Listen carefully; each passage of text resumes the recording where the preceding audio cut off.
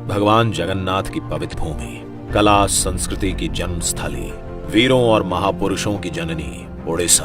कलिंग राज्य का उल्लेख महाभारत जैसे पौराणिक ग्रंथों में मिल जाता है और इसकी कहानी वे पत्थर भी कहते हैं जिन पर यहाँ के प्रतापी सम्राट खारबेल का नाम लिखा है। उड़ीसा के निवासी कितने स्वाभिमानी, राष्ट्रभक्त और साहसी हैं, इस बात का प्रमाण कलिंग युद्ध स्वयं है।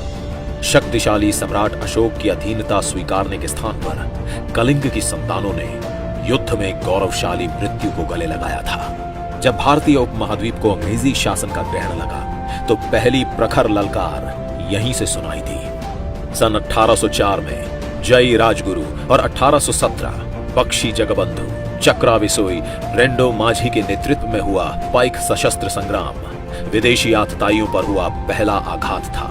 बाद में सरदार सुरेंद्र साई ने मुक्ति संग्राम को आगे बढ़ाया।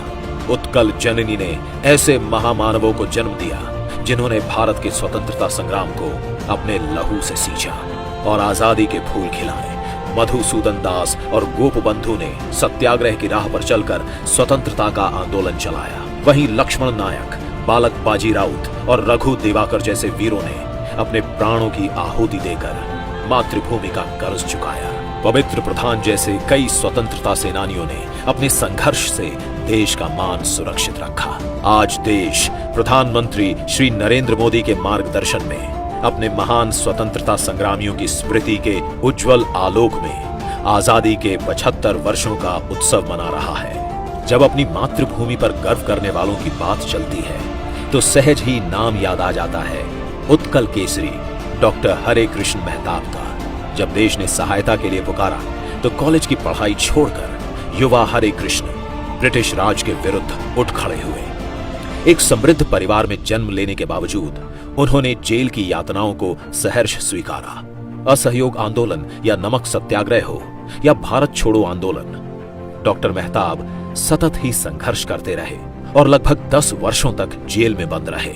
जब आप 1942 से 1945 तक जेल में कैद थे तब भी उड़ीसा के गौरवशाली इतिहास की स्मृतियां आपको उत्साहित रखती। विश्व भर को अपनी मातृभूमि से अवगत कराने के लिए पहली बार डॉक्टर मेहताब ने उड़ीसा के वृहद इतिहास की रचना की, जिसके हिंदी संस्करण का विमोचन आज माननीय प्रधानमंत्री जी द्वारा किया जा रहा है। 1946 में वे उड़ीसा के प्रधानमंत्री बने और फिर अपने प्रयासों से उन्होंने 25 रियासतों का एकीकरण कर वृहदतर उड़ीसा का गठन किया, जिसमें सरदार पटेल का उन्हें भरपूर सहयोग मिला। बाद में वे प्रदेश के पहले मुख्यमंत्री बने। डॉक्टर मेहताब अपने ऊंचे कद के लिए जाने जाते थे, परंतु उनका किरदार और भी बुलंद था। उन्होंने केवल नव उड़ीसा की सीमाओं का ही निर्धारण नहीं किया, इसके भविष्य के लिए सपने भी देखे और निर्माण भी किए। उन्होंने हीराकुंड बांध के निर्माण, पारादीप पोर्ट और राउरकेला स्टील प्लांट सहित अनेक उद्योगों की स्थापना से आधुनिक उड़ीसा की नींव रखी, तो कटक के स्थान पर भुवनेश्वर को नई राजधानी बनाने में अहम भूमिका निभाई।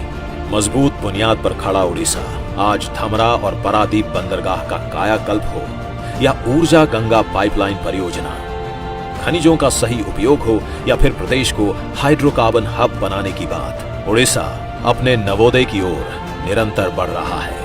आज उड़ीसा प्रेरित भी है और सक्षम भी। फिर निश्चय से विजय होगी। उत्कल भूमि की जय जय होगी। जय जगन्नाथ।